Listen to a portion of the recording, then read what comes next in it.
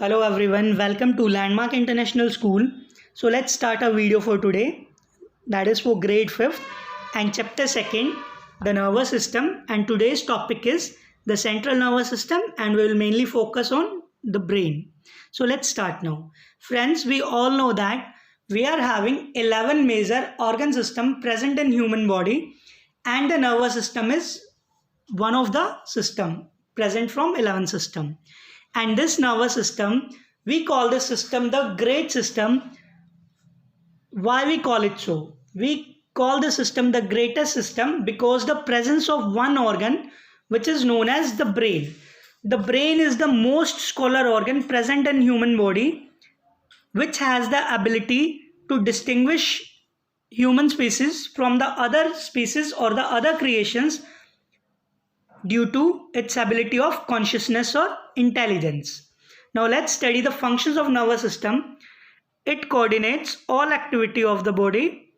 It enables the body to respond and adapt to the changes both inside the body and outside the body. Now let's study about the nervous system and its parts. The nervous system is divided into two main parts. First is the central nervous system and second is the peripheral nervous system. Now let's study about the CNS, central nervous system.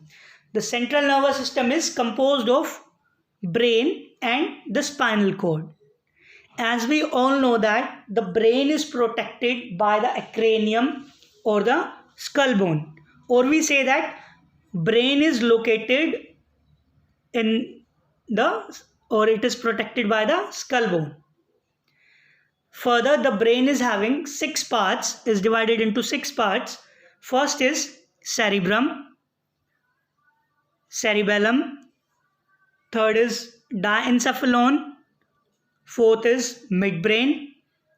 Fifth is pons. And the last one is medulla oblongata. Now let's the study of all these functions. The first part is cerebrum, which is the largest section of the brain and is divided into 2 sections, the right and the left hemisphere, and further it has 4 lobes. These lobes are frontal, second lobe is parietal, and the third is temporal, and the last one is occipital. Now let's study the functions of all these lobes. The frontal lobe is mainly responsible for reasoning and thoughts. The parietal lobe, it integrates all the sensory information. And the temporal lobe, it processes all auditory information from the ears. And the last lobe, occipital lobe, it processes all visual information from the eyes. Now let's move on to the second part of the brain, cerebellum. Cerebellum, it is located in the back of the head and above first cervical of the neck. Now the functions of cerebellum, it is mainly responsible for muscle coordination, secondly balance, thirdly for posture, and the last one is muscle tone. Now the third part of brain is diencephalon. Diencephalon is found between the cerebrum and the midbrain. It consists of 2 structures. These structures are thalamus and hypothalamus. The function of thalamus, the thalamus is mainly acting like a relay station which direct all the sensory impulses or signals to the cerebrum. The hypothalamus mainly controls and regulates the autonomic nervous system.